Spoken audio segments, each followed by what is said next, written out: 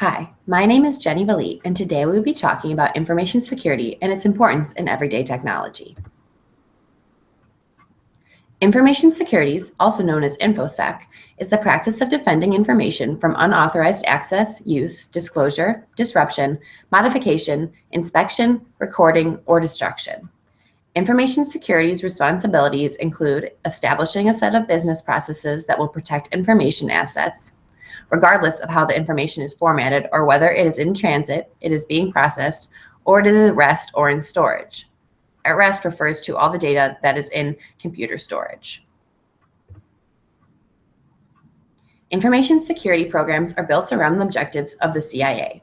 These objectives are confidentiality, integrity, and availability. These objectives ensure that sensitive information is only disclosed to authorized people, prevent unauthorized modification of data, and guarantee the data can be accessed by authorized parties when requested.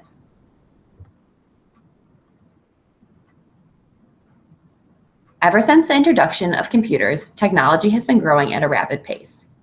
Electronic data processing has become easier and less expensive for small businesses and home users alike. The internet has interconnected all these devices and made sharing information very easy and accessible. The rapid growth of technology and electronic businesses that utilize the internet has increased the need for internet security to protect important information. Many kinds of data must be kept confidential. Obvious examples include credit card numbers, social security numbers, health records by HIPAA, and financial records. Good information security means that your personal data is protected against theft and misuse, and that the data you need to do your job is available and accurate. Businesses will hold sensitive information on their employees, salary information, financial results, and business plans for the year ahead. They might also have trade secrets, research, and other information that gives them a competitive edge. As more and more of this information is stored electronically and sent across company networks or the internet, the risk of unauthorized access has increased. Businesses must analyze and evaluate the things they do constantly to evaluate risk. Risk is the likelihood that something bad will happen that causes harm to an informational asset. Many of these risks come from potential threats that we will discuss in later slides. Risk assessments must be carried out by employees of the business. There are many different areas of business, and risk management teams should be made for each specific sector. Having controls can help an organization lower their risk levels. Controls protect the confidentiality, integrity, or availability of information that we discussed before. Additional controls can be added depending on the information. The first control is the administrative control. This consists of approved written policies, procedures, standards, and guidelines. They form the basic structure of maintaining the business and managing the people.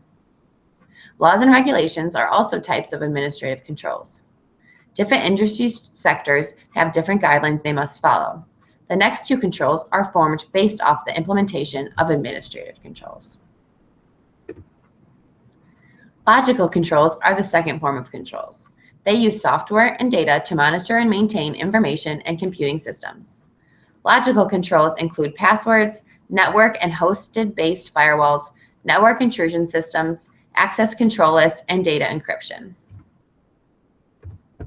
Lastly, there are physical controls.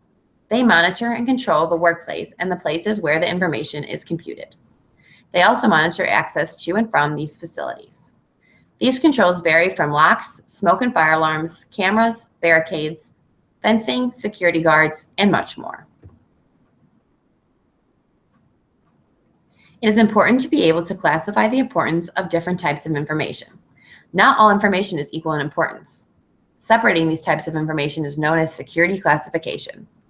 When classifying information, certain things need to be taken into consideration.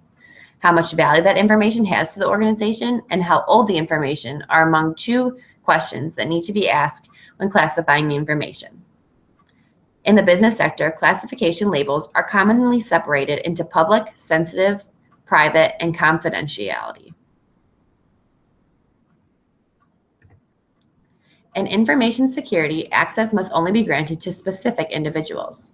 The computer programs used, as well as other important information, must be authorized. The first step to access control is identification.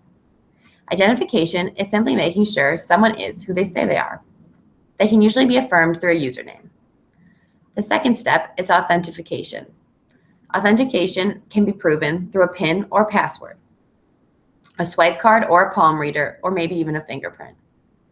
The third step is authorization. Authorization is making sure the person is only allowed to access the files they have been permitted to use. There are many objectives to information security protection.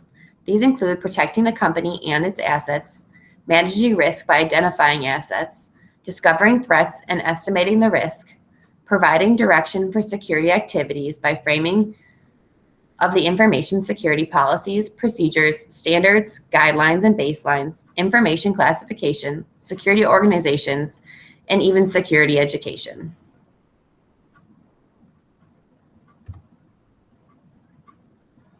There are various threats to online information. Viruses are probably the #1 threat to information that is shared online. A virus is a program designed to copy itself, usually attaching itself to an application or an email. It can also be spread by downloading files and other exchanges of information.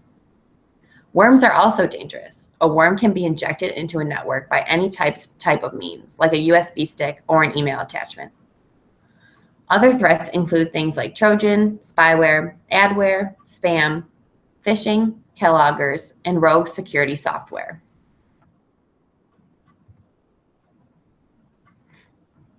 There are numerous security laws and regulations that deal with information securities. The Federal Information and Security Management Act provides the basis to ensure the security controls used to protect federal assets. The Health Insurance and Portability and Accountability Act, or HIPAA, is greatly affected by the Federal Information Security Management Act. It will improve the efficiency and effectiveness of the healthcare system's electronic exchange of information. It will also help protect against personal information being shared to people who are not supposed to see it.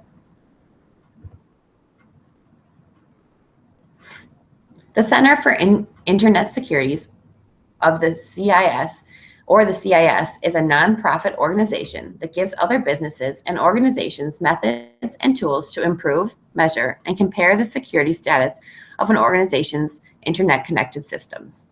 The CIS works with groups, businesses, and individual members. They will help various groups and people become aware to potential security threats.